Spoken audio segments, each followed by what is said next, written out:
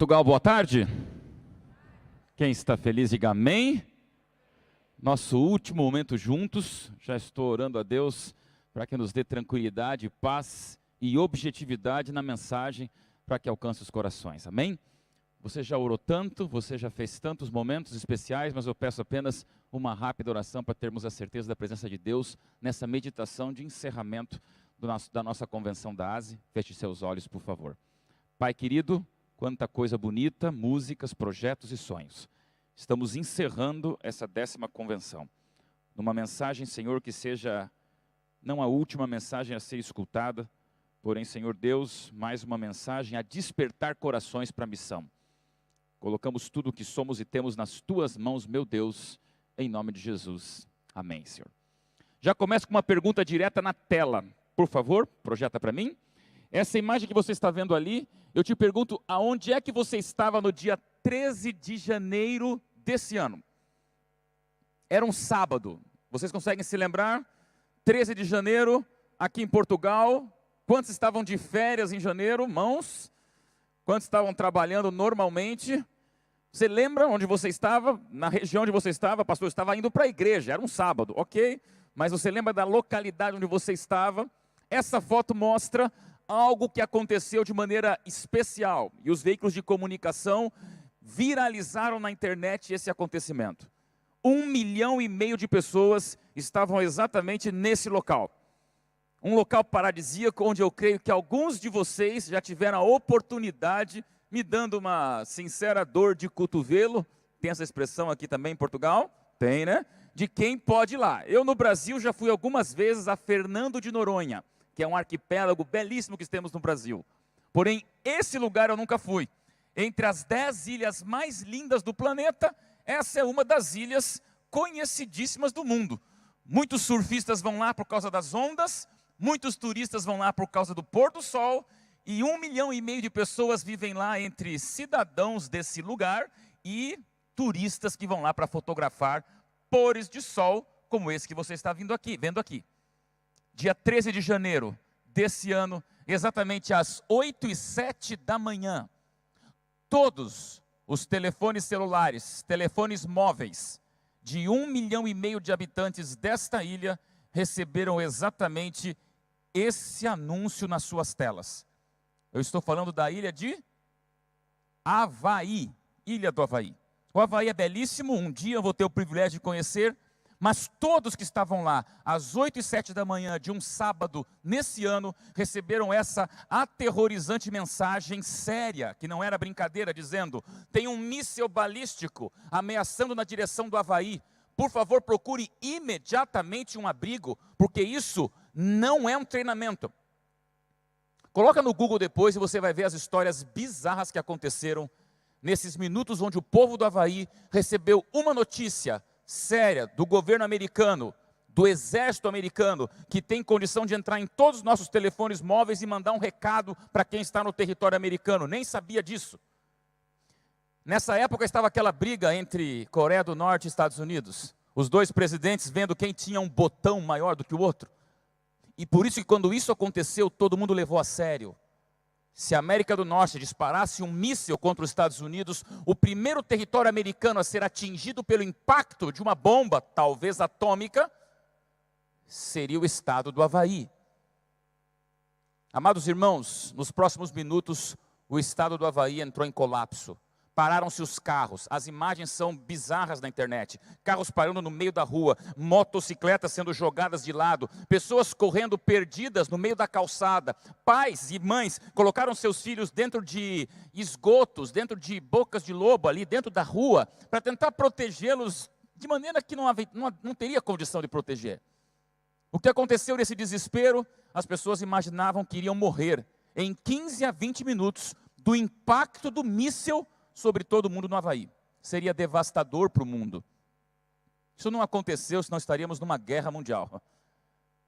Mas a verdade é que 37 minutos depois, um outro alerta foi colocado nas telas de telefones móveis para todos os habitantes do Havaí e turistas que lá estavam.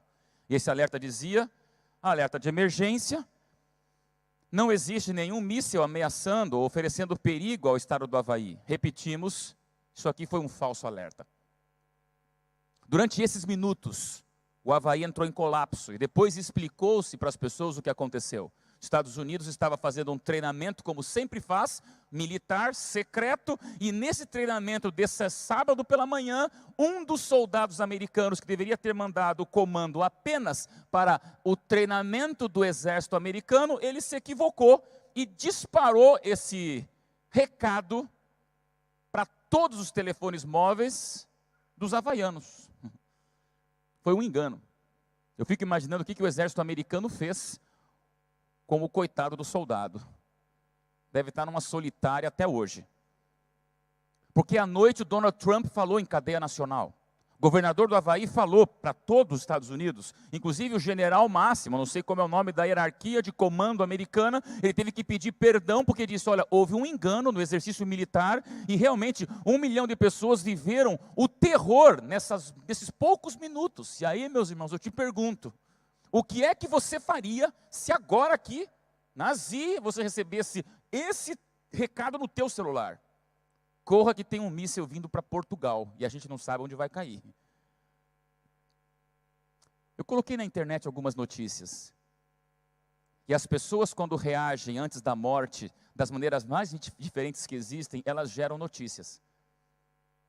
O que mais ficou curioso, além desses pais que colocaram crianças debaixo da rua, ou pessoas procurando um abrigo que não existiria, foi curioso ver um grupo de jovens que se mandaram para um bar e começaram a beber, dizendo, se vamos morrer enchendo a cara de vodka. Nos grupos de WhatsApp, o que aconteceu foi um desespero. Mensagens às toneladas e milhões de mensagens sendo mandadas de pessoas no Havaí, no desespero, mandando para pessoas que nunca tinham conversado, ou faziam tempo que não se falavam, como por exemplo, filhos lá, escrevendo para os seus pais, pai, eu acho que eu vou morrer, eu te amo. Maridos mandando recados para os seus filhos e esposas, olha, estou aqui a negócios, eu peço perdão por tudo, se eu morrer, saiba que eu te amo. Na hora do desespero, você não se preocupa quanto dinheiro você tem na conta, você não se preocupa com quantos empreendimentos você possui, nem com quantos certificados você tem na parede. Na hora do pânico, quando você percebe que vai morrer em 20 minutos, sabe o que você se pensa? Naquilo que fica, naquilo que você deixa, no legado que você passa para os outros, e nas lembranças que você quer que sejam impressas no coração das pessoas. Dizem que teve até genro escrevendo para a sogra. Sogra, me desculpe por tudo, vamos para o mesmo céu. Depois que viu que era mentira, disse, não sogra, estou mentindo. Estou brincando. Mas eu queria que você pensasse comigo que um escritor famoso, iraniano, colocou no seu livro, alguns anos atrás. Khaled Hosseini escreveu um livro chamado O Caçador de Pipas, um romance muito bonito, mundo afora. E há uns 6, 7 anos atrás ele escreveu um outro livro chamado O Silêncio da Montanha, e eu li esse livro. E nesse livro ele tem uma frase que me marcou profundamente sobre a vida, o tempo e o legado. Khaled Hosseini diz, o tempo, ele é como um encantamento. Você nunca tem o quanto você gostaria. É uma visão um pouco depressiva da vida, mas quando a gente desce um pouco no andar de baixo, da nossa vida maluca e corrida do dia a dia, você começa a perceber que tudo que nós fazemos é para fugir da morte. Tudo que nós fazemos é para nos perpetuar na história. Das pirâmides, às grandes decisões de empreendimentos mundo afora, você quer continuar. E meu amado líder e empreendedor português, eu quero dizer a você, esse tempo que é o encantamento nos faz lembrar de alguns valores que nós tínhamos lá na infância e que às vezes vão se perdendo com o tempo. Eu tinha 9 anos, como a minha filha tem, e hoje com 43 eu vejo quanta coisa mudou, quanta coisa empilhou na minha memória, quantas experiências foram mudando, talvez quebrando algumas ilusões que eu tinha. Eu te pergunto, com você é diferente? Quem é você com a morte que se aproxima? Quem é você se tivesse 15 minutos para deixar um legado para as pessoas? Aí, meu amado líder, eu quero hoje discutir com você algumas realidades que começam na Bíblia.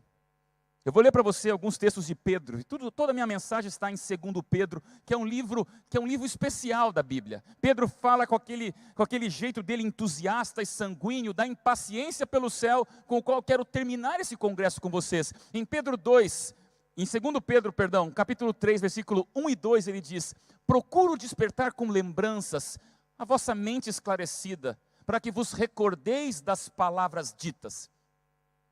Se o encontro termina aqui, não valeu o investimento da ZI. Agora, se ele ficar como lembranças práticas, que seja o nosso legado para continuar a missão, valeu o esforço de cada um estando aqui. E eu te pergunto, o que queima no teu coração?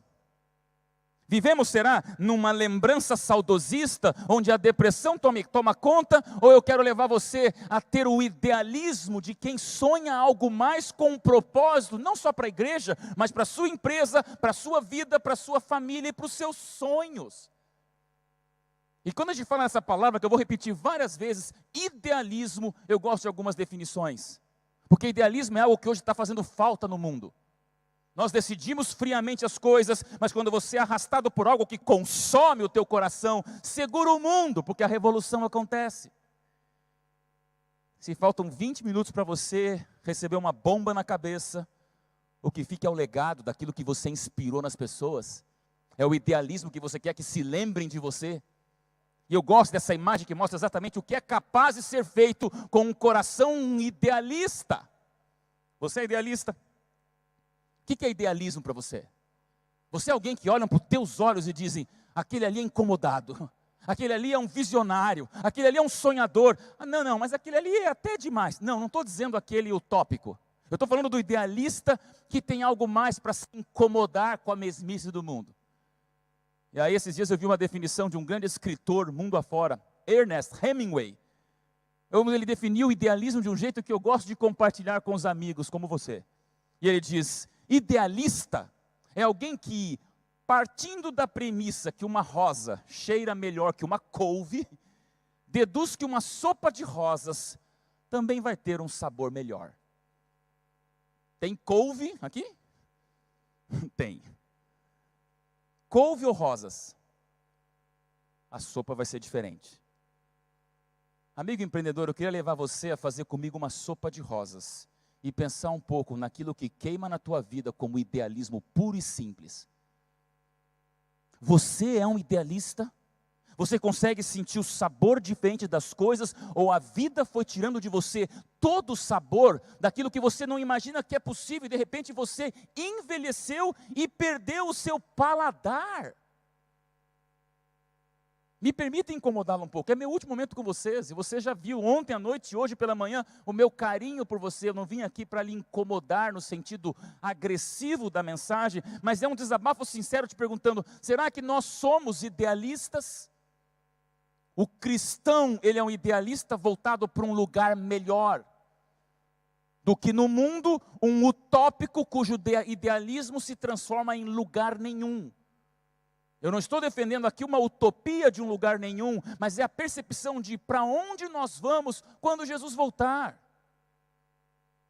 O problema é que a gente cresce, perde o brilho, passam os anos, passam as décadas, e às vezes nos despedimos para o 12º encontro da ASE no ano que vem, e eu te pergunto, você está mais feliz ou menos? A ASI está provocando em você um idealismo bonito, ou você é refém dos anos passando e de algo que se perdeu com o tempo? Amados, eu me preocupei com essa definição de gerações. Um escritor evangélico escreveu para todos nós, qualquer igreja está apenas uma geração da extinção. Pastores e líderes, isso é dramático e verdadeiro. Podemos fazer tudo para nós, se não repassarmos para frente todo o movimento adventista do 7º dia, toda religião que você crê e toda movimentação espiritual que você defende, qualquer igreja está apenas uma geração da sua extinção. Se você não souber passar para os teus filhos, a religião morre com você. Se você não souber passar para os teus netos, o idealismo puro desaparece com você. e vê a importância de nos lembrarmos daquilo que nós temos que pensar para frente, qual é o teu idealismo? Do lado de cada vida, ou é luto, ou é luta. E isso surpreende. Pastor, não tem meio termo? Você vai ver na tua vida que não. Vivemos num mundo que se resume em luto ou luta. E aí, quem somos nós nessa luta que nos leva a ver o mundo de maneira diferente? Vocês sabem que eu trabalho em São Paulo? Mais de 20 milhões de habitantes só na São Paulo. Na grande São Paulo passa de 30 milhões de habitantes. No estado inteiro, 42 milhões de habitantes. No único estado do Brasil. Temos ali 2.500 congregações, com 260 mil membros. Parece muito, mas quando você olha uma cidade metrópole como a metrópole da América do Sul, seria tão bom eu ser pastor de um grupo assim, você ser empreendedor de um mundo assim. Pastor, eu consigo visitar numa semana 8 apartamentos e sou feliz. Só que o mundo é mais complexo do que a gente pensa. Ser um empreendedor cristão no mundo onde as pessoas se mudam para as metrópoles é um desafio para a Zi, é um desafio para a fé no Brasil, é um desafio para qualquer iniciativa voluntária e leiga no mundo. Querido empreendedor, 1 milhão de pessoas estão se mudando todas as semanas de casas em lugares rurais para grandes centros urbanos. Eu vou repetir. 1 milhão de pessoas se mudam no mundo de zonas rurais, fazendas, meios de florestas, lugares agradáveis no meio da roça ou da fazenda, para vir morar em São Paulo, para vir morar em Lisboa, para vir morar em Paris, para vir morar em Hong Kong, Nova York, Mumbai, onde quer que seja. Você vê o desafio que nós temos como igreja quando falamos em grandes metrópoles. O mundo é mais complexo. Está aí o lugar que eu vivo. Eu me sinto tão pequeno. A igreja se sente tão desafiada. E meus irmãos, se não são pessoas como você, incomodado em alcançar esse mundo, Jesus não volta. Num mundo onde as pessoas estão solitárias, não importa, pode ir para Lisboa, para Porto, passei ontem em alguns lugares de Porto, gente vivendo, gente se arrastando, gente passando para cá e para lá, lugares lindos, mas é gente solitária. E na Europa muito mais. A tecnologia que tanto amamos parece deixar-nos cada vez mais conectados, mas nem por isso mais aproximados. Eu sou um apaixonado por tecnologia. As redes sociais são redes de pesca para o bem, mas hoje vivemos numa geração onde você vê cada vez mais online e menos on-life. Estamos conectados com a rede Wi-Fi, mas desconectados com o nosso próximo, e esse é o mundo que nós vivemos, não vai voltar. É um desafio para a gente. E eu amo compartilhar esse desafio com você, de um mundo que não para. E você curte tecnologia, você vive a modernidade das decisões financeiras e de negócios, e somos impactados por essa relação. Aí eu gosto de pensar um pouquinho sobre comunicação, né? Nem 10 anos atrás, todos esses itens estavam dentro da bolsa de uma mulher. Com todo carinho, sem nenhum machismo. 10 anos depois, todos esses objetos que caberiam na bolsa de uma mulher estão dentro de onde? Em uma década, nós vivemos essa mudança dramática da comunicação. Quando eu falo em comunicação, gosto de mostrar essas palavras para vocês. Eu tenho aqui alguns jovens, estão lá no fundão, eles vão bater o olho na tela e vão arregalar os olhos. Por quê? Essas são as palavras que eu pergunto para você se você conhece o significado delas. Essas são palavras totalmente comuns para uma nova geração. Eu falo essa palestra para muitos professores, falava para mais de 1000 professores esses dias, quando eu mostrei na tela, são professores do ensino médio, olharam e falaram, não sei. Eu falei, você ensina para adolescente e não sabe essas palavras. É a vida que está mudando. Nós vivemos o impacto dessas palavras. Quantos aqui entenderam tudo? Levanta a mão. Quantos entenderam mais ou menos metade delas? Quantos entenderam umas 3? E quantos estão procurando aí a palavra Orkut? Acabou, gente, tá bom? E já vai ser o Facebook junto. Muda logo. Aí você percebe como nós somos impactados por uma realidade.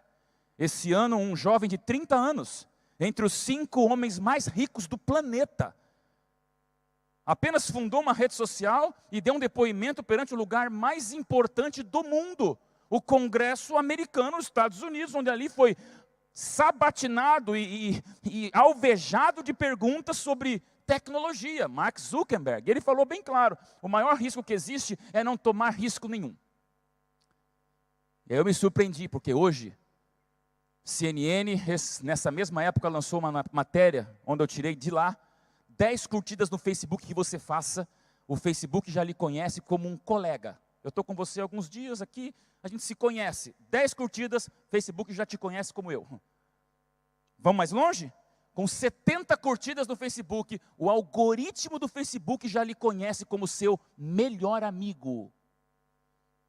Pensa no seu melhor amigo, com 70 curtidas, ele já sabe os seus gostos, os seus mistérios, os seus desejos e as suas preferências, como seu melhor amigo, Facebook. E eu me apavorei com a próxima. 300 curtidas no Facebook, quem nunca deu? E o algoritmo robótico do Facebook conhece você como tua esposa, como seu marido. Você percebe que mundo é esse? Amado líder, eu quero provocá-lo a entender que Deus nos chama para ser sal da terra, e não para ser algoritmo no meio dos bytes e megabytes e gigabytes. Deus nos manda para ser relevantes perante a sociedade. Eu tenho medo, porque quando Deus fala sal da terra, tem líderes que viram pimenta do reino. Deus não quer isso não. Ah, eu vou ser sal? Então viro pimenta. Mas qual é o outro oposto? Não é nem pimenta do reino, aí acaba virando farinha do mesmo saco. Tudo igual. Os dois estão errados. Cristão não é para ser nem pimenta do reino, nem farinha do mesmo saco. Cristão é para ter o idealismo de ser o quê? Sal da terra. E aí qual que é o nosso ponto fraco? Qual que é a nossa luta como cristãos? Amados líderes, cuidado. Essa frase eu recebi alguns dias atrás para pastores e eu compartilho com vocês. Um pastor, ele atua, mas um pastor não é um ator. Um empresário cristão, ele atua, mas um empresário cristão não é um ator. Um líder de igreja, ele tem atuações constantes em várias frentes da vida, com a família, com seus empregados, com seus servidores, com o seu pastor, com as pessoas que se relacionam, com seus colegas de futebol, com seus amigos de academia. Nós atuamos em várias frentes, mas Deus não nos chamou para sermos atores de uma mensagem. E aí nós nos surpreendemos porque muitas vezes estamos revestidos de idealismos onde são enfaixados em frentes que não são reais. E hoje os jovens, sabe o que eu estou falando? YouTubers são muito mais bem-sucedidos hoje do que os grandes atores. Pelo menos no Brasil tem um camarada chamado Whindersson Nunes. Ele tem mais audiência no YouTube do que o Jornal Nacional, que é o maior jornal do Brasil por décadas. William Bonner, que é o seu apresentador, não tem o sucesso que um cara chamado Whindersson Nunes tem, que é um youtuber. Aqui deve ter os youtubers também, de Portugal. Por que o youtuber faz tanto sucesso? Porque ele não é ator. Ele é ele. Com camisa, sem camisa, mostrando o pé ou chulé. Ele filma e põe na internet e a galera vai atrás. Eu tenho percebido os youtubers e tenho tentado aprender com eles, vendo, não adianta, a autenticidade hoje fala muito mais alto, e nós somos autênticos com o nosso idealismo. Deus nos chama para discipular pessoas, não é só para falar e pregar. Na América do Sul, na América do Norte, na Europa e no mundo, a igreja tem se despertado para falar em discipulado, que é a maneira mais consistente de missão. Dar dinheiro é fácil. Conviver com a luta missionária é um desafio maior. E o discipulado é essa convivência com pessoas, onde você escolhe alguém, convive com essa pessoa, que se parece de alguma maneira com você, que tem alguns gostos afins com você, e isso é discipulado. E aí começa uma luta, meus irmãos, porque todo idealista, ele é um discipulador. E esse grande teólogo escreveu: o cristianismo sem discipulado é sempre um cristianismo sem Cristo. Não dá para ser cristão sem você se preocupar com Cristo em fazer outros cristãos. Por isso uma reunião como essa. E por isso a igreja reconhece mais do que nunca a importância do movimento leigo voluntário, onde você diz: Senhor, eu quero contribuir com a minha parcela positiva junto à igreja, para que eu também discipule pessoas. Só que hoje de manhã eu toquei um pouquinho e agora eu vou mais fundo. Lembra de uma coisa, meu querido amigo. O seu discipulado só começa aonde o seu preconceito termina. Não dá para falar em missão enquanto você tem preconceito com aqueles que estão perto ou longe de você. Eu tenho igrejas em São Paulo que facilmente uma pessoa dessa entra. Eu tenho igrejas em São Paulo onde uma pessoa dessa, se não cuidar, vai ser colocada na galeria ou escondida no banheiro para não entrar. Estou sendo sincero com vocês. O discipulado só começa onde o teu preconceito termina e você está preparado para ver pessoas diferentes. Deus lhe deu condições de você viajar o mundo afora e você tem percebido como o mundo é muito mais rico, diferente em suas culturas do que Portugal ou do que eu em São Paulo. E quando você viaja e entra em contato com culturas diferentes, você percebe que mais do que nunca, aquele idealismo engessado da tua infância, adolescência, ou cristianismo inicial, tem que abrir a mente para você perceber que Jesus vai voltar para todos. Só que vamos trazer mais para perto de nós, pessoas mais próximas. Não é simples dizer assim, Senhor, eu vou falar para todo mundo. É um grande desafio. Esse é o cristianismo, sal da terra. Que no idealismo da missão, ele faz grandes coisas para Deus. Qual que é a tua história? Amado líder, qual que é a tua história? Essa frase me impactou muito. Quem não tem história para contar, vira nota de rodapé na história dos outros. Ou você conta a sua história, ou você vira anotação de margem de página da vida dos outros. E a minha história com Deus é só a minha. Amo a minha esposa Ellen, 17 anos de casado. Ela tem a história dela e eu tenho a minha. Admiro o meu chefe direto aqui na União Central Brasileira, é o meu presidente, pastor Domingos Souza. Admiro muito. Mas ele tem a história dele e eu tenho a minha. Corto um braço ou perna pela minha filha, se não cuidar minha vida por ela. Mas ela vai ter a história dela. Eu tenho a minha. Eu te pergunto, qual é a tua história com Deus? Senão começamos apenas a olhar as histórias dos outros e começamos a nos marginalizar para os outros. E meu querido amigo, eu desafio você a ter a sua história idealista com Deus. Porque voltamos para a Bíblia, onde 2 Pedro 3,18 diz, crescei na graça e no conhecimento do nosso Senhor e Salvador Jesus Cristo. Qual é a tua história com Jesus? Não é a história que o pastor Odailson conta, não é a história dos testemunhos aqui à frente, é a tua história de luta, onde igual a tua digital, só você e Deus sabe tem. É isso que a Bíblia diz, cresçam com Cristo e contem as suas histórias exclusivas para o mundo, aí a revolução acontece. A Igreja Adventista do Sétimo Dia está se despertando para algo extraordinário. Alguns meses atrás, estava nas reuniões mundiais de comunicação, e essa é a logomarca da igreja que vocês tanto conhecem, teve uma rápida adaptação para ser um pouco mais visível e mais traduzível para várias colocações que existem, aplicações, mas essa é a logo da igreja com um detalhe. Mundialmente vocês vão saber, em alguns dias, se já não estão sabendo, que são os votos que estão acontecendo na Igreja Mundial, nós estamos definindo o nosso branding, a nossa marca, a nossa ênfase como igreja perante o mundo. O que é a Igreja Adventista do Sétimo Dia? É o povo que guarda o sábado? É o povo que tem hospitais? É o povo que tem fábrica de alimentos? É o povo que tem internatos e escolas? É o povo que tem igrejas com pastores pregando? Qual é a marca da Igreja Adventista perante o mundo? Meus irmãos, eu vibrei, me apaixonei ainda mais por essa igreja que eu tanto amo. A Igreja Adventista para o mundo está decidindo que nos próximos momentos a nossa ênfase vai ser mais do que nunca, sermos conhecidos na face da terra, como um povo que entende, aprende e ensina a Bíblia. Hospitais existem por causa da Bíblia. Empreendimentos como esse existem e convenções como essa existem por causa da Bíblia.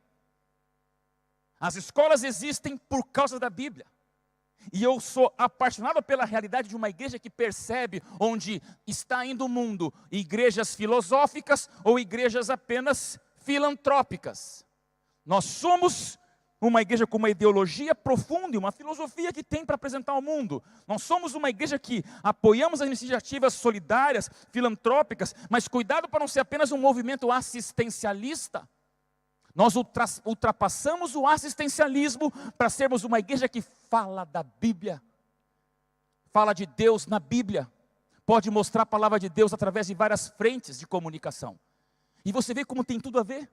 Quando eu vejo ontem e hoje alguns projetos aqui de internet, vídeos longos, vídeos curtos, projetos dos jovens, é um ano em missão, vai fazer missão, vai lá viver uma experiência com Deus. Quando você resume, você percebe que por trás tem a palavra de Deus. Não percam isso. Somos uma igreja que fala da palavra de Deus, que muda. A verdade não muda, mas a apresentação dela muda. Nos tempos de Ellen White, livro era o máximo. Houve um tempo onde rádio era o máximo. Vivemos o advento da televisão como o máximo. E hoje, está tudo aqui. Nas mãos de todas as pessoas, incluindo 1,5 milhão de havaianos naquela ilha. Isso é comunicação. O princípio não muda, mas a gente muda sempre a apresentação dessa verdade. E por isso, um encontro como esse, onde você vê várias ideias chegando para que você altere, melhore, mude a aplicação da verdade. Agora, o princípio a gente não mexe. E eu amo essa igreja que nos permite viver isso. Ellen White, no livro Obreiros Evangélicos, página 400, ela diz bem claro para nós. É pelas relações sociais que o evangelho alcança o mundo. Não é pelo microfone, é por aqueles que você conhece. Eu quero, ao encerrar essa convenção com você, desafiar você, empreendedor. Quem são aquelas pessoas com as quais você fecha negócios? Quem são aquelas pessoas com as quais você conversa? Quem são aquelas pessoas com as quais você encontra? Essas são as pessoas, objetivo máximo da missão. Pelas relações sociais que o evangelho chega no mundo, e nós estamos preparados para isso. Queridos líderes, a igreja adventista grita quando ela não fala. Entenda o que eu vou lhe explicar agora. Nós somos muito mais poderosos quando falamos menos e fazemos mais. Falar é fácil, mostrar é outro papo. Comunicação não verbal são 93% da linguagem que você transmite numa mensagem, e o que eu estou falando são apenas 7%. Você está olhando o meu corpo, o meu olhar, a minha entonação, o meu gestual, tudo que eu estou fazendo aqui, isso comunica mais do que as palavras que eu estou falando, inclusive num idioma um pouco diferente do seu. Comunicação. E aí, meus irmãos, igreja grita quando ela não fala, quando ela mostra. Eu te pergunto, o que é que você tem mostrado para as pessoas? No mundo do empreendedorismo, algumas palavras fazem parte dos negócios, né? Você lida com essas palavras, muito mais do que eu.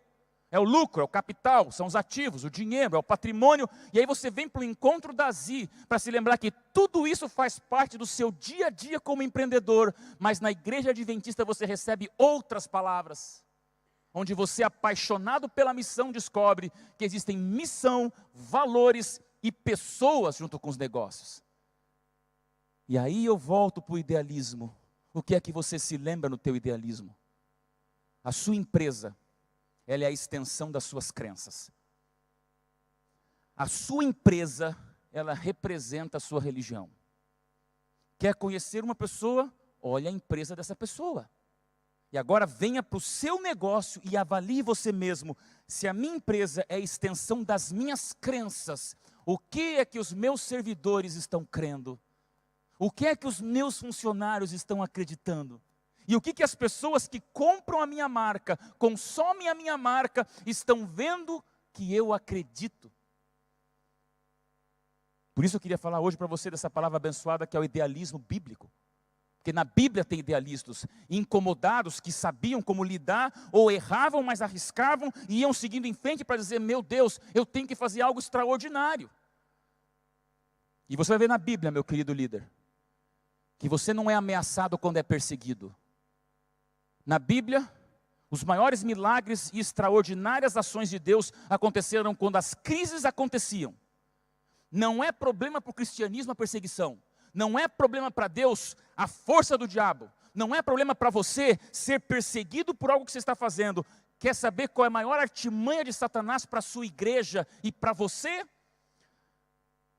Você não é tão ameaçado quando perseguido do que quando você é ameaçado ao ser aplaudido. As maiores tragédias da história do movimento cristão, religioso, inclusive adventista, acontecem quando a gente começa a ser aplaudido demais. É na incomodação que você se desperta. Eu sei que para um grupo como esse que eu falo com humildade no meu coração, entenda, só quero te lembrar. Louve a Deus pelos aplausos, mas toma cuidado. Porque é nesse momento de ser admirado com as condições que Deus lhe deu, que você pode capitalizar tudo isso para algo maior, que em 20 minutos você possa mandar um WhatsApp dizendo: o legado do meu idealismo para o futuro é ter sido um servo de Deus. Por isso que eu fico empolgado a falar isso para você. O seu tempo, o que é que você faz com ele? Quem é você, servo ou você é senhor? Espectador ou um chefe do seu tempo? Você é protagonista ou um figurante do seu tempo? É isso que Deus nos dá. Para a gente ser bem sucedido, não só no dinheiro, mas também na nossa fé com Deus. Gosto disso aqui. Idealismo, a força, é autoritarismo. Agora também idealismo sem força, ele é conformismo. Você lida com as duas coisas. Eu gosto de pensar que hoje o mundo está valorizando pessoas que saem da zona de conforto, meus irmãos. Está faltando criatividade e inovação em tudo. E quem está do Brasil sabe que existe no Brasil uma revista chamada Exame, que é uma revista muito lida por empreendedores e homens de negócio. E no ano passado, eu me surpreendi com essa edição de 50 anos, quando dizia a era da inovação radical. E nessa capa de revista, trazia uma notícia e uma matéria longa sobre o mundo que muda. E olha só, inovação, novos formatos mentais, transição de escola de liderança, novas gerações e tecnologia colaborativa. Hoje de manhã eu falei para você do Uber, do Waze e todas essas disrupturas. Hoje, isso é prioridade nos negócios. 10 anos atrás, 33% dizia que isso era importante. Ano passado, 68% já sabe que você tem que mudar as coisas. Tem que pensar diferente. Tem que sair da zona de conforto. Tem que saltar da mesmice dos outros e cancelar essas vacas sagradas que às vezes nos acompanham. Todos nós temos, a igreja tem. Às vezes temos vacas sagradas, ninguém mexe, ninguém encosta. Aquele vasinho do canto não pensa: não, eu não posso mudar meu comportamento. Não, eu nunca vou mudar dessa maneira de falar. Toma cuidado, porque foi-se o tempo das vacas sagradas.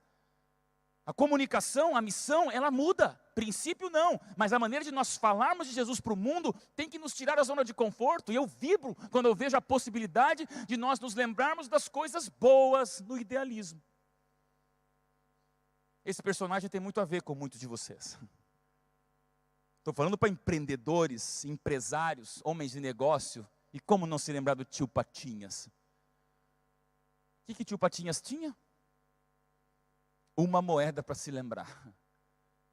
Aquela moeda não está por acaso, é um recado para ele e através dele, um personagem fictício, nos lembrar dos nossos começos, de onde nós viemos. E isso faz parte para não perder o idealismo. Vem comigo a Bíblia, a história se repete. Lembra quando pegaram o cajado de Moisés e colocaram dentro da arca sagrada? Não esqueça disso aqui. Esse povo um dia abriu o mar vermelho graças ao poder de Deus através dessa vara. Por que tinha o maná também, uma porção de maná guardada dentro da arca sagrada? Povo de Israel, não se esqueça de quando 40 anos vocês dependeram do pão do céu. Eu gosto de pensar na Bíblia, quando lá em Ebenezer, atravessam o Rio Jordão e no final dessa travessia Deus diz: montem uma pedra, façam um culto e chamem essa pedra de Ebenezer. Até aqui nos ajudou o Senhor, para que você não esqueça. Festa dos tabernáculos, tempos de Jesus, quando ele curou aquele cego de nascença. Era uma festa onde o povo se lembrava do tempo onde viveram nas tendas. E no final dessa festa, pegavam águas em cântaro e jogavam, lavando as escadas do templo, para se lembrarem de Deus como provedor da água e da existência. Lembre-se, o que é a Santa Ceia? senão uma cerimônia para Deus nos dizer: não percam o idealismo de vocês, lembre-se de onde vocês vieram, porque nesse idealismo puro, você chega no céu. E o sábado? Nada mais forte, mais lindo do que esse memorial dentro do templo, para lembrar você quem é o dono do teu negócio, para me lembrar quem é o dono da minha vida. Isso são memoriais de lembrança, meus irmãos. Não perca o seu idealismo em nome de Jesus. Quando o idealismo acabar dentro de você, você perdeu toda a missão da tua religião. Idealismo ultrapassa isso. E eu defino idealismo como a visão de alguém incomodado com esta terra e apaixonado pelo céu. Você é um idealista.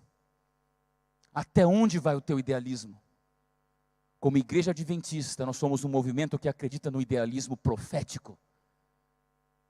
Até aqui e daqui para frente. O nosso idealismo, ele não é para trás. É o idealismo que pega as lembranças para apontar para frente, no movimento impaciente. E biblicamente você vê quantos idealistas proféticos tinham. Acaba o dilúvio, Deus diz: nunca mais esse mundo será destruído por chuva. Pode construir uma torre de Babel, não adianta. Eu garanto a vocês, nunca mais água.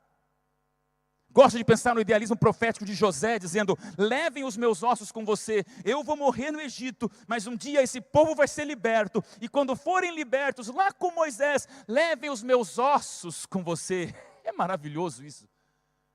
Você tem essa visão de futuro? Como João a escrever Apocalipse, dizendo: eis que vejo novo céu e nova terra. Esse é o idealismo profético dos visionários bíblicos, como Ellen White, ao terminar o grande conflito. E o último parágrafo do grande conflito diz: o grande conflito terminou. Criatura e Criador agora estão juntos. E durante toda a eternidade diremos para os mundos não caídos que Deus é amor. E vem mais perto de mim agora um grande pregador chamado Enoque de Oliveira, eternizado por uma frase que dizia: eu ouço os passos de um Deus que se aproxima. Nós somos esses idealistas proféticos. E eu te pergunto, você está entendendo? Segundo Pedro 3,9 diz: não retarda o Senhor a sua promessa, como alguns a julgam demorada. Jesus vai voltar logo. E essa é uma história que eu tiro da minha vida. Ninguém aguenta esperar. Você está olhando no relógio, vai acabar que horas? Eu tenho negócio para fechar, eu tenho minha vida para acontecer. Jesus não voltou, já passaram 40 anos. Meu pai falava, meu avô falava, Jesus não volta. E aí? Espera incomoda. E eu descobri uma coisa sobre espera. Alguns dias atrás. Você tem uma criança, como eu tenho a minha? Já pegou uma criança e pôs dentro do carro? Eu moro ali em Arthur Nogueira e vou para São Paulo todas as semanas. E você vai saber o que eu estou falando agora. Você pega uma criança de 6 para 7 anos, põe no carro atrás. A minha, como eu falei de manhã, é mais incomodada, inquieta. Você nem virou a esquina. Falta ainda 2 horas para chegar no seu destino final. O que toda criança fala dentro do carro? Não ouvi. Está chegando, pai. Multiplica por 1000 o estresse que eu tenho quando minha filha fala: está chegando, pai? Não, filha, vai levar 5 minutos. Está chegando, pai? Não, filha, espera mais 30 minutos. Está chegando, pai? Não, filha, está faltando. E às vezes eu fico nervoso e falo assim: Ellen, responde para ela. Crianças não aguentam esperar. Até uma vez que eu vivi uma experiência que explicou teologicamente falando para mim o que nós vivemos com a volta de Jesus. Alguns dias atrás minha filha chegou em casa com uma brincadeira que ela aprendeu com as amigas. Uma brincadeira infantil chamada: vamos brincar do que eu estou pensando. Que brincadeira é essa? Você olha para uma criança de 6, 7 anos e diz: estou pensando em algo amarelo. Ela responde: banana. Não. Girafa. Acertou. Essa é a brincadeira. Minha filha ama essa brincadeira. Vamos brincar do que eu estou pensando, pai? Estou pensando em algo branco. Nuvem. Não. Ovelhinha. Não. Pena de cisne. Acertou. É engraçado. Aí eu me lembro que um dia atravessamos a rua, saímos de casa para vir para São Paulo. A minha filha fez a mesma pergunta: está chegando, pai? Naquela hora eu tive uma iluminação do Espírito Santo, porque eu me lembrei dessa brincadeira. Eu olhei para trás e falei: filha, vamos brincar do que eu estou pensando? Vamos, pai. Estou pensando em algo azul. O céu. Não. O mar. Acertou. Meus irmãos, naquele momento eu consegui segurar por divinos e milagrosos 37 minutos a atenção da minha filha. Depois ela voltou a perguntar 1000 vezes de novo. Sabe o que eu percebi? Para crianças o tempo é relativo. Para você o tempo é relativo. Para mim também é. Depende daquilo que você está fazendo no tempo que você espera. Sabe o que é a missão? Missão é o passatempo da espera. Muda tudo quando você inclui no seu tempo algo que ocupe a tua atenção. Eu olho para Deus e digo: Deus, está chegando? Deus olha para você e diz: vamos brincar do que eu estou pensando? Vamos fazer algo? Se a missão é o passatempo da espera, o idealismo é esse combustível da pressa. E aí nós vivemos entre esse passatempo e esse combustível. E você não para quieto quando você diz: meu Deus, no que eu posso armazenar energia, colocar combustível na minha vida, para que eu possa me envolver nesse passatempo da espera, para que Jesus volte logo, meus irmãos. Qual é a missão da sua vida? Ellen White diz aos membros da igreja, quem ele chamou das trevas para a sua maravilhosa luz, compete manifestar a sua glória. A azia existe para manifestar a glória de Deus. Você desceu as águas batismais para manifestar a glória de Deus. Você tem uma família cristã que está no palco das atenções do mundo para manifestar as glórias de Deus. Você é um jovem empreendedor para manifestar a glória de Deus. Isso é a razão de sermos os cristãos que somos. E ganha quando a gente se une. Essa imagem eu sou apaixonado por ela. Porque um encontro como esse prova mais do que nunca que a coroa do rei é muito maior quando compartilhada com todos os peões. A gente não vai vencer o diabo sozinho. A igreja formal, oficial e administrativa precisa da mesma igreja voluntária, leiga, de pessoas que dizem: pastor, o senhor não consegue ir lá, mas eu vou com o senhor. O senhor não vai lá, mas eu vou pelo senhor. E eu converso com jovens amigos meus: eu não vou na tua academia, vai você e faz o papel que eu não posso fazer. Eu não tenho os seus recursos, vai você e implemente os seus recursos para a volta de Jesus. Mas entenda que quando nós somos a unidade e a integração de todas as frentes, não tem tubarão que vença o movimento adventista. Repito o que eu falei hoje de manhã: não existem duas igrejas quando estamos todos entre os braços do dono dela. Deus é o dono. Nos braços desse Pai, a gente se une. Nos braços desse Pai, a gente joga no mesmo time. Nos braços desse Pai, em Portugal, no Brasil, em qualquer lugar do mundo, os membros da igreja, todas as ovelhas juntas, começam a fazer uma movimentação para que Jesus volte logo. Ouçam, amém? Eu creio nisso. O problema é isso aqui. Esses dias um pastor desabafando para mim, já aposentado, eu gosto de ouvir pessoas que já viveram bastante. A aposentadoria coroa uma pessoa da liberdade de falar sem ter medo do chefe. Tanto é que eu gosto de ouvir um aposentado. Vai me dar um conselho? Pode dar. Não tem nada, a voz dele não muda um voto de mesa diretiva. E um dia um desses homens de Deus, cujos cabelos brancos desenharam histórias para contar, já enrugado pela experiência, me falou: Odailson, às vezes eu me entristeço. Ele disse exatamente assim: a nossa igreja às vezes ela parece um balde de caranguejos vivos. Existem caranguejos por aqui? Eu morei no Nordeste, região Nordeste do Brasil, com praias. É uma região linda de praias, mas bem simples, em grande parte da sua realidade socioeconômica. E às vezes naquelas praias paradisíacas do Nordeste, vem gente bem simples vendendo coisas. E eu me lembro até hoje, 10 anos atrás, quando eu era líder de comunicação de toda aquela região do Brasil, pessoas trazendo um balde enferrujado de metal e dentro caranguejos. Já olhou um balde com caranguejos vivos? O povo come isso. Gente, aquilo ali é a visão do pandemônio do inferno. Porque um balde de caranguejo vivo É tudo se mexendo, se contorcendo, onde um enfia a tesoura na jugular do outro, e arranca o olho do outro, e é um querendo ficar por cima, e essa imagem de um balde de caranguejos, ela é muito forte. E aquele pastor me fez pensar, a igreja adventista não é um balde de caranguejos vivos. A igreja adventista, biblicamente, ela é comparada a uma bacia de lava-pés. Troque o balde pela bacia. Troque os caranguejos pela água escorrendo nos pés da humildade do serviço. Não importa quem manda, quem decide, quem está à frente ou quem está atrás. O que importa é que nós somos um movimento de Deus. E aí, meus irmãos, me permitam ir para o final, provocando cada vez mais você nesse sentimento puro de uma igreja que faz algo mais. Esse filme eu assisti no começo desse ano. Não sei em português de Portugal como está sendo esse filme, mas eu recomendo você assistir. Em inglês é Wonder, em português do Brasil foi Extraordinário. Esse filme é maravilhoso. Julia Roberts é uma de suas atrizes, e tem outros personagens famosos, mas não sou de divulgar filme, mas esse é um filme que você assiste do começo ao fim e fica pensando, meu Deus, homem não chora, nem eu. Só escondido da esposa que corri para o banheiro e chorei.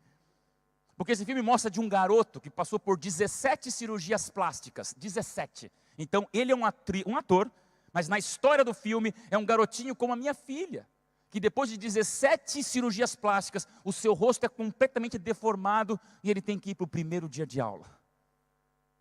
Aí arrebenta quem é pai e mãe.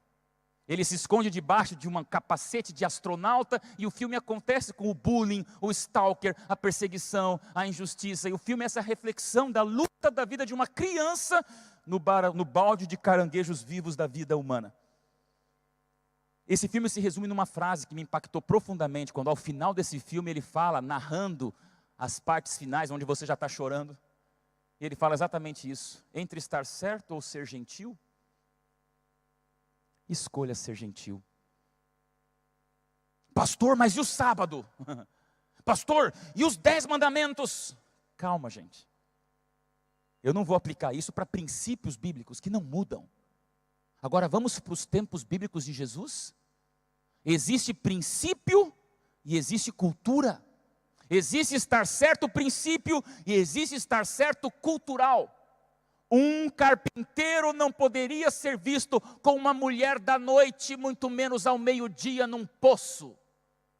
Culturalmente, ninguém falaria com aquela prostituta.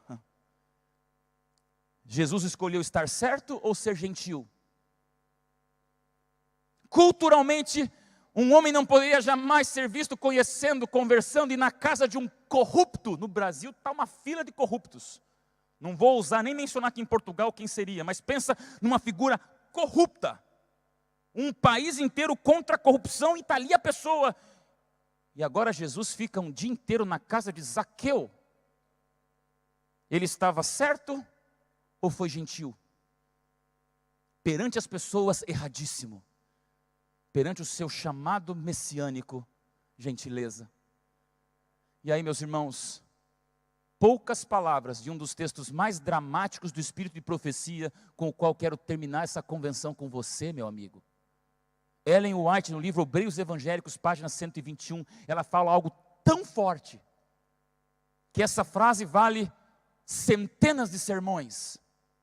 Quando ela fala, inspirada por Deus, Azi de Portugal, o amor pode o que o argumento não consegue. Amém? Não é pelo argumento, não é pelo 2 mais 2 igual a 4, não é pela enxurrada de doutrinas. Você convence o mundo pelo amor que destila no teu olhar. E aí você percebe que nessa frase mudam as hierarquias. Não importa quem manda e quem obedece, importa quem ama e quem sente. E nós fomos chamados por Deus para encantar o mundo muito mais do que com os argumentos, para emudecer o mundo com o poder do amor. O problema é que Satanás estraga tudo. Arranca a ambição, arranca a tua vanglória, arranca o teu ego, porque não te leva a lugar nenhum. Quando você está nas mãos de Deus, você realiza coisas extraordinárias. E eu gosto dessa história. Tem uma brincadeira infantil. Pedra, papel e tesoura. Estou cheio de histórias de criança, porque não adianta. Minha filha tem 9 anos, entendam isso. Quem já brincou de pedra, papel, tesoura? Descobri que aqui em Portugal tem essa brincadeira também, então tá bom. Vocês já viram como essa brincadeira é teologicamente fantástica? Como assim, pastor? Já brinquei com meu filho? Assim como vou brincar do que eu estou pensando, pedra, papel, tesoura seguram minha filha por alguns minutos eternos. Um dia eu estava brincando com ela, pedra, papel, tesoura, pedra, papel, tesoura. E de repente você sente um calafrio quando você percebe uma aplicação. Ela é relativa, mas dá para você entender. Pedra quebra a tesoura, não quebra? Pedra dói, pedra machuca, pedra dilacera a alma, pedra estraga teu dia, pedras são negócios de pessoas que são fraudulentas, pedras são chefes ou situações que você é escravo delas, pedras são pessoas que são injustas e desonestas com você, pedra é a sensação de você ser apedrejado como Estevão, mas sem morrer. Pedra dói. Talvez você esteja sofrendo pedra no teu caminho. E eu brincava com a minha filha, pedra, papel, tesoura. Até eu perceber uma coisa. A pedra que esmaga a tesoura, ela não resiste ao papel que a embrulha. Papel ganha da pedra. Sabe o que é papel? O tempo. Sabe o que é papel? Joelhos dobrados. Sabe o que é papel? Você vir na igreja e declamar tua alma para Deus, dizendo, meu Deus, está difícil. Amado líder e empreendedor, ponha Deus nos teus negócios, mais do que teus negócios para Deus, e você vai ver que quando Deus está na tua vida, o papel ganha da pedra. Aguenta um pouco mais, sobreviva um pouco mais. Você veio até aqui para se encantar com essa igreja que não para, mas sobretudo com Cristo, que é papel que embrulha pedra. Eu te pergunto, você está preparado para tomar uma decisão de comprometimento com Deus? 4 semanas atrás eu tirei essa foto. Realizei um sonho da minha vida. Deus vai me dando alguns sonhos que eu vou vivendo e louvo a Deus porque as coisas acontecem. Nas condições que eu tenho, eu não realizaria nem 1/10 dos sonhos, mas vão acontecendo e de repente eu me vejo do outro lado do mundo, a 12 horas de fuso, num país que eu queria conhecer, chamado Coreia do Sul. Houve um encontro da Igreja Mundial em Seul, há 4 semanas atrás, pouco mais que isso. Eu estava com meu pé quebrado, como eu falei para vocês em outros momentos. E na Coreia do Sul ficaríamos 5 a 6 dias discutindo as ênfases da igreja na missão dos veículos de comunicação. E eu sabia que na Coreia do Sul eu iria escapar algum momento da reunião para realizar o meu sonho de tirar foto onde eu tirei. Gosto de contar histórias, sinto as lutas de tantas pessoas. E naquele momento eu queria conhecer a fronteira mais dramática e aterrorizante da face da terra. É a fronteira da Coreia do Sul com a Coreia do Norte. Foi num sábado à tarde que eu cheguei lá, tirei essa foto e aqui é o que mais perto você consegue chegar para ter uma visão panorâmica da Coreia do Norte. Esse pequeno rio de 300 a 400 metros, na sua parte mais estreita, mostra o abismo entre uma comunidade totalmente tecnológica, desenvolvida e financeiramente consistente, para um universo de gente que não sabe nem quem são as pessoas do outro lado da terra. Quando você lê mais sobre a Coreia do Norte, você vê, não tem país mais misterioso, onde as pessoas desde criança são sabatinadas a achar que aquele ditador é o único Deus na terra. Que há uma conspiração planetária contra esse país, super, ultra, mega desenvolvido aos olhos deles. E ali eu peguei um binóculo e fiquei olhando pessoas caminhando aqui. Você tem um binóculo para você perceber os cidadãos da Coreia do Norte com seus chapeuzinhos de coreano, andando de jumento, de cavalo, bicicleta simples. E a gente percebe, a gente vê aquele cenário como se estivesse olhando com um telescópio os seres marcianos. Eu fiquei doído nesse sábado.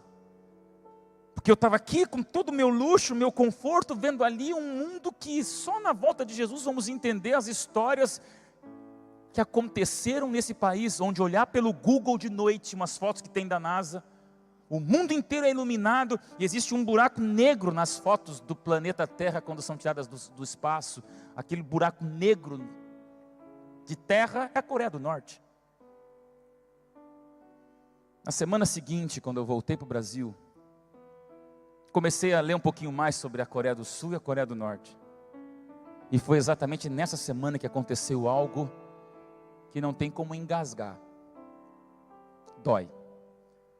1953, aconteceu a guerra que separou Coreia do Sul e Coreia do Norte. Num momento dramático da história, ninguém imaginava que, em questão de minutos, uma fronteira se levantaria para nunca mais cessar. E as histórias são bizarras, porque 130 mil famílias foram guilhotinadas, decepadas, foram destruídas por alguns minutos onde uma fronteira fechou. E se um pai passou para o outro lado da Coreia para buscar alguma coisa e a fronteira fechou, não pôde voltar. E as histórias mais surpreendentes são de pessoas que pegaram um táxi ou pegaram um transporte para tentar escapar de uma das Coreias, foram para o outro lado, e os familiares que viriam logo depois, a fronteira fechou, nunca mais se viram. Não mexe com a minha família. Desde 1953, 130 mil famílias sofrem a dor da separação. Eu conto isso para vocês por quê? Porque naquela semana aconteceu algo muito estranho.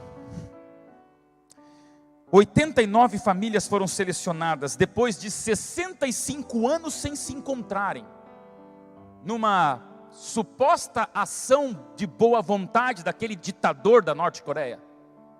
Permitiu que de 130 mil famílias, apenas 89, 68 anos depois, pudessem se encontrar com aqueles que eles, há 6 décadas, não sabem nem se estão vivos. Dramático. Não pensa que foi tão bonito assim. Porque na verdade eles selecionaram um hotel, e nesse hotel 89 famílias se encontravam apenas no restaurante juntas, durante 3 horas por dia, totalizando 11 horas, em 3 dias que ficaram ali. 3 horas num dia, 4 no outro, 4 no outro. Não podiam se encontrar à noite, não podiam se encontrar no hotel, totalmente blindado por policiais. Eles ficavam juntos no restaurante, 89 famílias, por 11 horas, durante 3 dias. A foto que eu mostro a vocês foi a foto mais dramática desse encontro que ocorreu há pouco mais de 3 semanas atrás. Essa mulher se chama Lee Kim-sun, com 92 anos. E ela está abraçando um outro idoso, chamado Ri Sang-shu, com 71 anos. Seu filho, que ela nunca mais encontrou. Ela desceu para a Coreia do Sul, enquanto seu marido ficou de levar o filho no próximo transporte que seria. A fronteira fechou, e ela escreveu a história de 65 anos sozinha, enquanto seu filho ficou desde os 6 anos de idade, sem nunca mais ver a própria mãe. Esse encontro foi fotografado, foi filmado, está na internet. Ele é triste porque essa velhinha, ela voa no pescoço do seu filho, trêmula, e esse grude de pele enrugada com pele enrugada de pai, de mãe e filho, dilacera o coração de qualquer um quando ela dizia: filho, é você mesmo. O pai morreu, mas você está aqui. E eles ficaram por 11 horas naqueles 3 dias juntos, onde tentaram recapitular mais de 60 anos de ausência. Que momento lindo e trágico. Porque 3 dias depois, o drama ficou ainda maior. Você sente o gostinho, mas não pode comer a refeição inteira. Sente o pitadinha. E os ônibus que levaram os sul-coreanos até a Coreia do Norte, colocaram de volta todos. E a despedida foi ainda mais dramática, porque agora eles puderam se despedir. E as mãos tentando se encontrar por entre a película de vidro, mostra o drama de familiares que sabem que provavelmente nunca mais vão se rever, porque não há nenhum indício dessa guerra acabar.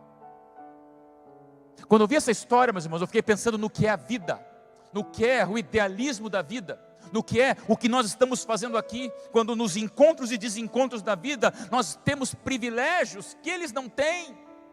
E eu desafio a você a pensar comigo, quem nós somos até a volta de Jesus? Amado empreendedor, chegamos ao final dessa convenção, eu quero apenas desafiar você a entender mais do que nunca, o mundo precisa de gente como nós.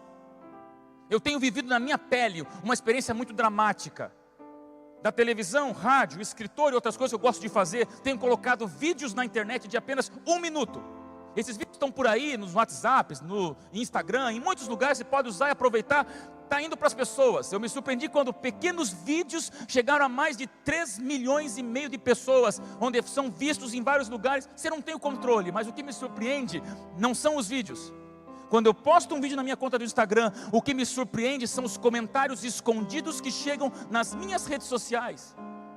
E entre outros comentários, esses chegaram nos últimos dias para mim: pastor, quero me matar, pastor, estou pensando em suicídio, pastor, não aguento mais, pastor, o que eu faço, pastor, me ajuda. E eu não tenho condição de monitorar 600 a 800 comentários particulares por dia, e às vezes passa de 1.000, não dá tempo. Eu não consigo, eu apenas pego esses recados, encaminho para algumas pessoas que eu conheço de muita confiança, faço uma oração dizendo: Senhor Deus, o que é que a gente faz? O mundo quer mais, o mundo precisa de mais. Ellen White fala: nós vivemos dias solenes e importantes, quer dizer que Jesus está para voltar, amém? Jesus está para retornar, e você está envolvido com isso.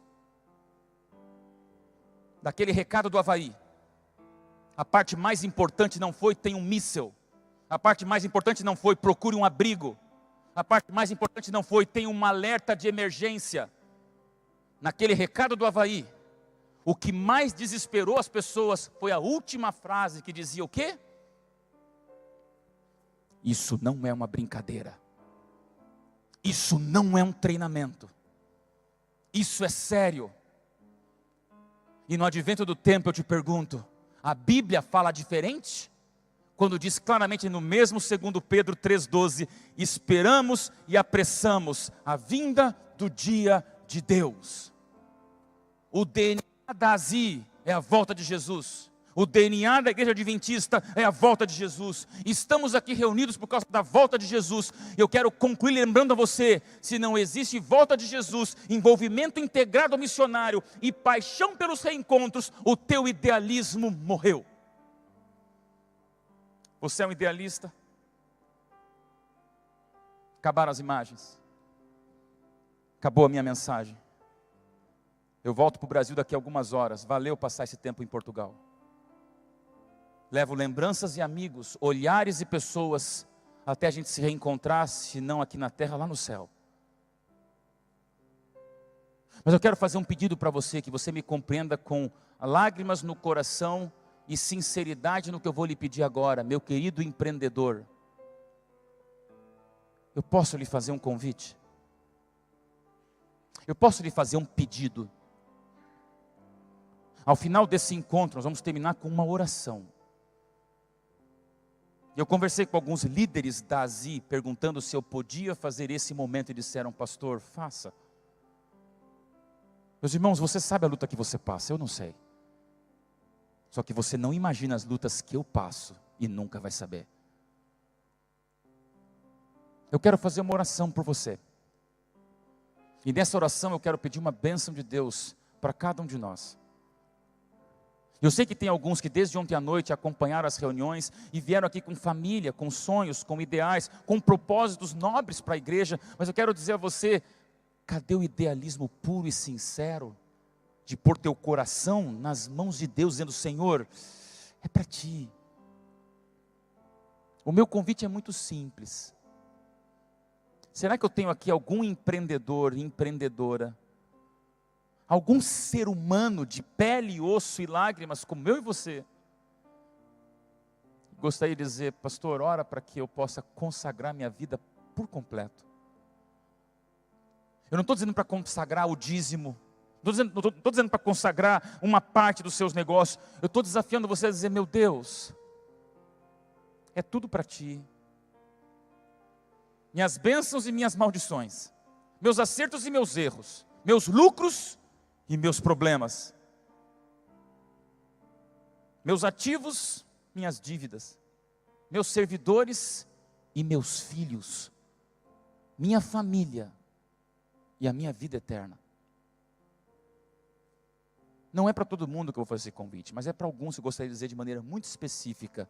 Gostaria você de pôr tua vida nas mãos de Deus, dizendo, Senhor, me consagra por inteiro para que eu possa ser um instrumento que testemunha a volta de Cristo, amém? Eu gostaria de orar por você. E eu gostaria de orar por você um pouquinho mais perto de mim. Acabou o nosso encontro, a nossa convenção. Eu queria pedir que você se levantasse onde você está e viesse aqui para a gente fazer uma oração juntos. Se eu tenho aqui algum empreendedor que gostaria de reconsagrar sua vida para Deus, dizendo, meu Deus, pega tudo isso nas tuas mãos e, Senhor, transforma isso em algo especial para Deus, para a igreja, para a volta de Cristo. Você ouviu tanta coisa aqui, mas agora é hora de você dizer para Deus isso. Posso pedir que você se levante e venha aqui? Pode vir. Empreendedores que digam, Senhor, não são meus negócios para Deus, é Deus em todos os meus negócios, e você vai dizer para Deus exatamente isso, para que Ele possa transformar iniciativas poderosas em tarefas realizáveis. Pode vir, pode vir. Se vierem todos, eu estou feliz. Agora eu quero apenas desafiar você, querido líder, querido empreendedor, querido homem e mulher de negócios, dizer, Senhor, eu estou indo porque eu quero dedicar por completo a minha vida nas tuas mãos. Não vai sobrar nada. Venha lembrando que não vai sobrar nada. Você vai entregar tudo e dizer, meu Deus, é a minha família, são meus sonhos, é o meu passado para que o meu futuro esteja contigo. Aí o milagre acontece. Você vai ouvir uma música. E essa música é especial. Onde está você? Dá tempo de você vir. Se está sozinho, desça com quem está perto de você. Está com vergonha de descer abandonado? Vem junto, pode estar na última fileira, vem cá. É você e Deus. E essa oração que a gente vai fazer. Eu tenho certeza que isso é unidade na missão. Para a gente cumprir o plano. Para a gente ver Jesus voltando mais cedo. Onde está você? Deus te abençoe. Estou esperando você vir aqui para a gente fazer uma oração. Amém.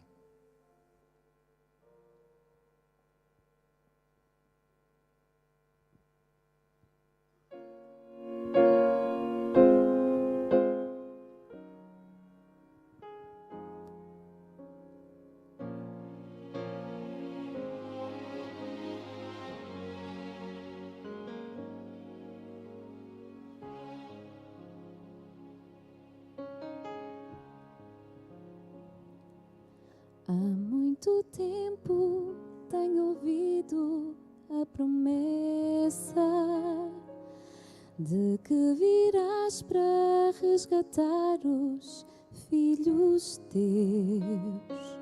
Nem sempre é fácil, mesmo assim eu tenho crido que o mundo vai passar eterno, só é Deus. Eu posso ver ao meu redor que o mal insiste em tomar meu coração,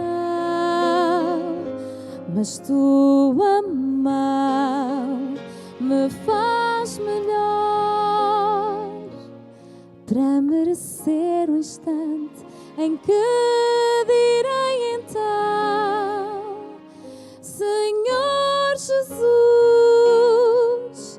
estou aqui. O dia enfim chegou, vamos subir. Eu sempre quis olhar teu rosto como agora. Leva-me para o céu, vamos subir.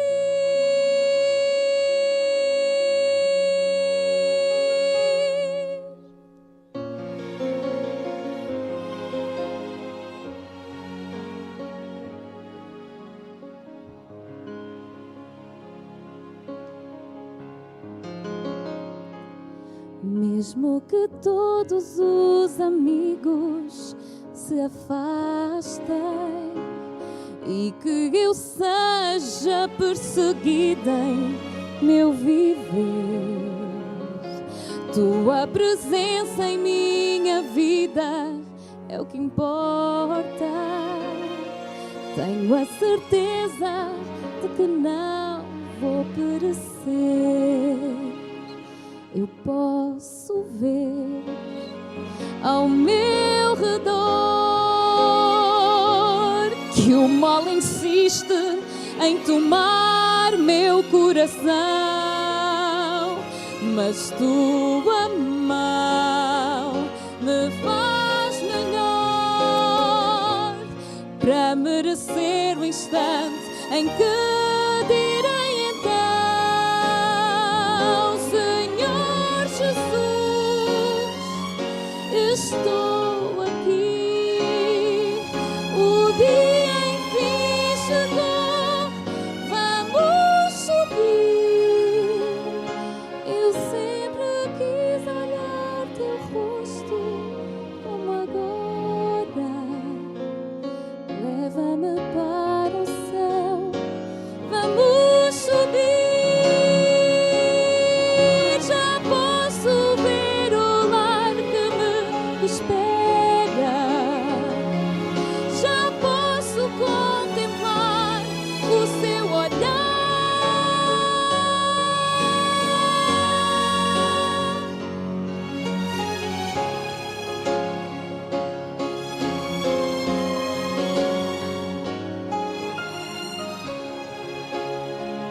Eu sempre quis olhar teu rosto como agora. Leva-me para o céu, vamos subir.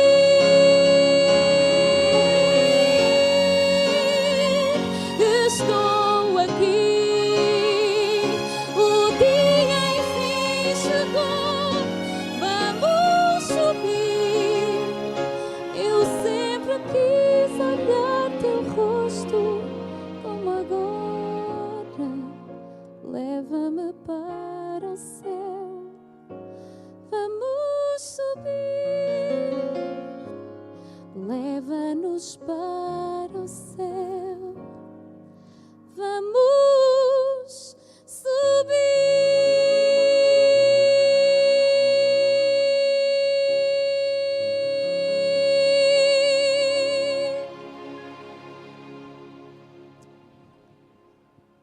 Às vezes a gente tem que sair para longe de casa para falar mais perto do céu. Ver vocês aqui na frente é me ver aqui na frente também. Não é fácil ser líder, gente. Não é fácil estar no palco. Não é fácil estar atrás de uma mesa tomando decisão. Não é fácil ter sabedoria para você lidar com as finanças que lhe correspondem. Mas tem valores que valem a vida eterna. Querido empreendedor Dazi, você não veio aqui por acaso. Você veio aqui para entregar a tua vida nas mãos de Deus. E com ela a tua família, com ela o teu êxito, com ela o teu fracasso, com ela as tuas lutas, com ela os nossos sonhos de uma igreja missionária. Eu tenho mais alguém que gostaria de fazer parte dessa oração? Coloque-se em pé, por favor. Quero orar por você. Porque aqui são todos, de alguma maneira, unidos por desafios missionários. E a vocês que vieram aqui mais perto de mim, Deus sabe por quê. Eu não sei. Mas um dia, talvez lá no céu, você vai me contar. Pastor, foi lá. Entrega tudo nas mãos de Deus. E se prepare para o que Ele vai fazer a partir disso. Se a gente não se encontrar aqui em Portugal, que a gente se encontre no céu. Eu creio nessa igreja com homens, sem homens ou apesar dos homens. Eu creio nesse movimento impaciente da volta de Jesus. Além das administrações, além das coisas formais, além das mecânicas do dia a dia, porque a igreja são pessoas com Deus. Todo o resto tem coisa humana no jogo. E aí eu apelo a você, empreendedor. Se alguma coisa lhe machuca em relação à igreja dos homens, olha para a igreja de Deus. Se alguma coisa lhe frustra com a igreja de pessoas envolvendo a tua própria religião, marcaram teus filhos com algum erro, prejudicaram um sonho que você tenha, ou não souberam ser sábios com o ideal que você tinha, ou não entenderam a tua percepção estratégica de uma grande meta para a igreja, vocês são um grupo selecionado, pensante, incomodado. Meu apelo a você de coração, como filho dessa igreja, é: querido empreendedor de Portugal, confie em Deus. Deus é o dono dessa igreja. E Deus pôs você para ser um missionário nessa igreja. Capitaliza tudo isso para o céu. E se prepare para a gente se reencontrar lá. Amém? Pai querido, obrigado por esse momento, Senhor. Eu não posso imaginar as lutas de alguns, a insensibilidade de outros, os traumas de pessoas, as lembranças machucadas de pais e filhos. O que eu sei, Senhor, é que essa 10ª convenção da ASI é um sonho realizado dos céus, para que de maneira incomodada, esse serviço voluntário seja integrado à tua igreja de maneira poderosa, para que Jesus volte em nossa geração. Meu Deus, o que eu te imploro nesse momento, é que fiquem de lado as funções, as hierarquias, as diferenças, as áreas de ação, as separações nacionais, geográficas ou administrativas. Aqui existe uma igreja, Senhor, uma igreja movimento, uma igreja pessoas, uma igreja família. E o que eu te suplico, meu Deus, é que a bênção de Deus sobre os negócios de cada um, seja as bênçãos de Deus sobre cada um. Que junto com aquilo que decidimos, venha a tua presença naquilo que existimos. E meu bom Deus, que essa tarde e noite de sábado, marque a nossa eternidade como esse momento de reconsagração completa, daquilo que nós somos, daquilo que nós temos e para onde nós vamos. Abençoe Portugal, abençoe a liderança da ASI, abençoe os demais pastores e líderes de igreja que aqui estão e passaram por aqui. Abençoe, Senhor, esse movimento que vive tantos desafios no secularismo dessa Europa. Meu Deus, isso aqui é um desafio sobre-humano, por isso tem que ser divino. Põe tuas mãos aqui, e que daqui nossos braços se abram, Senhor, para a gente poder envolvê-los em Ti quando Cristo voltar. Obrigado, Senhor, e volta logo, para que a gente junto cumpra esse plano, em nome de Jesus. Amém, Senhor. Que Deus abençoe você.